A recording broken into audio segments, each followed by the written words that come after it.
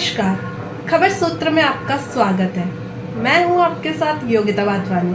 आइए चलते हैं खबरों की ओर। बुढ़ापा पेंशन, फैमिली आईडी, बेरोजगारों की सीटी परीक्षा, खेल कोटे के तहत नौकरियां, सरपंच आंदोलन व कर्मचारियों को ओपीएस बहाली जैसी मांग को प्रदेश भर में उठाने के लिए जाने वाले सामाजिक कार्यकर्ता नवीन जयहिंद ने आज भिवानी में पहुंचकर पत्रकार वार्ता कर राज्यसभा सीट के लिए स्थानीय विधायकों व मंत्रियों से समर्थन मांगा। उन्होंने कहा कि दीपेंद्र हुड्डा के लोकसभा सांसद बनने के बाद खाली हुई राज्यसभा की सीट के लिए जननायक जनता पार्टी के दुष्यंत चौटाला व कांग्रेस के नेता भूपेंद्र सिंह हुड्डा एक दूसरे को उम्मीदवार उतारने की बात कह चुके हैं, लेकिन एक माह बीत जाने के बाद भी उम्मीदवारी सामने नहीं आई है। ऐसे में वे अपनी उम्मीदवारी जनता के सामने पेश करते हैं तथा दावा करते कि जिन राजनीतिक दलों के पास उम्मीदवार नहीं है वे उम्मीदवार बनकर राज्यसभा में जाना चाहेंगे। नवीन जयहिंद में राजनीतिक दलों पर कटाक्ष करते हुए कहा कि राजनीतिक दलों के नेता सीबीआई के डर से अपने उम्मीदवार नहीं उतार रही है। ऐसे में उन्होंने हरियाणा प्रदेश के लिए विभिन्न मुद्दे उठाने का कार्य किया है।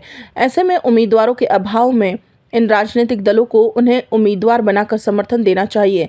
उन्होंने पत्रकार वार्ता के दौरान ठेठ हरियाणवी अंदाज में पहलवानों के पहनने वाली लाल लंगोटी लहराते हुए तथा घी की पीपी दिखाते हुए कहा कि वे आज खाली मैदान में लंगोटी लहराकर राज्यसभा के उम्मीदवार को ललकार रहे हैं। ऐसे में उन्हें उम्मीदवार बनाया जाना चाहिए। खबर सूत्र के लिए भिवानी से अभिषेक ठाकुर की रिपोर्ट। भिवानी के सभी पत्रकार साथियों का बहुत बहुत धन्यवाद। आप लोग आए। आज का भिवानी आने का जो मुख्य मकसद है वो आप लोगों को एक जानकारी देने का है। आप लोगों को जानकारी है भी कि हरियाणा के अंदर एक राज्यसभा की सीट खाली हुई है। दीपेंद्र हुड्डा जी राज्यसभा सदस्य थे, वो लोकसभा चुनाव जीत गए तो एक सीट खाली होगी। तो जब वो सीट खाली होगी तो करीब एक महीने तक जेजेपी से दुष्यंत चौटाला साहब कहते रहे कि भूपेंद्र हुड्डा साहब उम्मीदवार दें। हुड्डा साहब कहते रहे कि जेजेपी वाले उम्मीदवार दें। वो कहते रहे हमारे पास उम्मीदवार नहीं है, वो कहते रहे कि हमारे पास उम्मीदवार नहीं है। तो मेरे को लोगों ने कहा कि भाई हो सकता है कि कोई डरता हो ईडी से, सीडी से, सीबीआई से, इसलिए कोई उम्मीदवार नहीं बनना चाहता हो। तो मेरे को लोगों ने कहा कि भाई आप न जब इतने दिन हो गए, इतने केस हैं और हो जाएगा, इनको तू कम से कम उम्मीदवार तो बन जा, लोगों ने कहा। तो मैंने भी सोचा भी कोई विपक्ष के पास कोई उम्मीदवार नहीं है, तो उम्मीदवार नहीं है तो खड़े हो गए भाई हम जनता की तरफ से। तो जब जनता की तरफ से खड़े हुए तो फिर जो उम्मीदवार कह रहे थे कि है ही नहीं उम्मीदवार, अजय चौटाला साहब का बयान आता है कि यार उसके पास तो क्या है बेचारा, तो ये मेरे पास तो कुछ नहीं है, बेचारा हूं तो 10 विधायक उनके पास तो हैं। और मर्द मानस का तो काम ये यार कोई बेचारा हो तो उसकी हेल्प करना, अगर बेचारा ही मानना है तो। फिर हुड्डा साहब से पूछा गया तो हुड्डा साहब बोले कि पहले जेजेपी आना दौड़ लिया समर्थन है। फिर मन ने सोची भाई जेजेपी आया रोज तक तो मैं सिरसा जाऊंगा तो रोज तक मैं मांगना चाहिए पहली बात तो बात ये है कि एक उम्मीदवार के रूप में हमें खड़े हुए और आजाद उम्मीदवार ठोक बजा गए। अब कोई उम्मीदवार नहीं है लड़ने के लिए, तो हम हैं लड़ने के लिए तैयार। और ये चैलेंज करके जो मेरे को बेचारा कह रहे हैं, मैं ये बताना चाहता हूं कि 1 दर्जन के सरकारों के मैं झेल रहा हूं और लगातार 21 साल से संघर्ष कर रहा है। 21 साल का किसी का ना ध्यान रहे, 10 साल का याद कर लो, इस सरकार का कर लो भाई, इसका भी ना रहे 10 साल घने हो गया। 10 आजकल कम है, बादाम कम खाते हैं नेता, और ज्यादा पीते ज्यादा और कुछ लेते ज्यादा है, तो 2-3 साल का याद रख लें। तो जो नवीन जयहिंद को बेचारा बताते हैं, मैं ये कहता हूं जब पूरे हरियाणा के अंदर फैमिली आईडी के नाम पर बुढ़ापा पेंशन, विकलांग, विधवा पेंशन के लिए हाहाकार था, बीपीएल कार्ड काटे जा रहे थे, तो कोई नहीं बोला। हमने 18 फूफा जिंदा मूवमेंट चलाया था, जिससे सरकार ने सारे कैंप मतलब अलग से कैंपेन चलानी पड़ी, अलग से शिविर लगाने पड़े। बेरोजगारों की जब सीट ही नहीं हो रहा था, कोई भर्ती नहीं निकल रही थी, तो बेरोजगारों की बारात हमने निकाली, जिसकी वजह से 50,000 वैकेंसी निकली, सीट ही हुआ।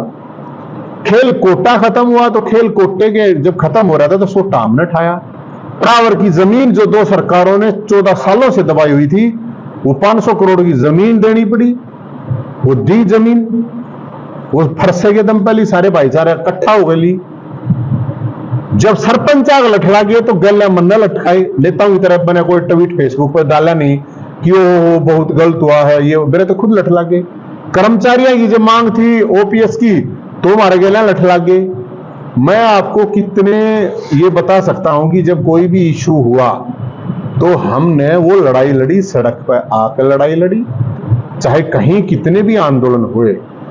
जो भी विपक्ष का, मैं ये कह रहा हूं भी आपके पास कोई भी पहलवान, जैसे आप सोचते होंगे ये घी क्यों ले रहा है, ये घी ले रखा है किसी भी पार्टी ने।